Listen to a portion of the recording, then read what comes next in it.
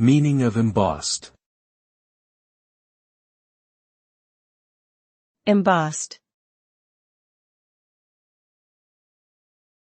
Embossed. Embossed. Embossed.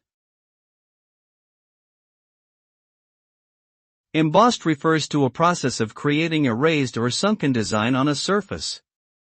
The result is an effect that appears three-dimensional, with the design standing out from the surface.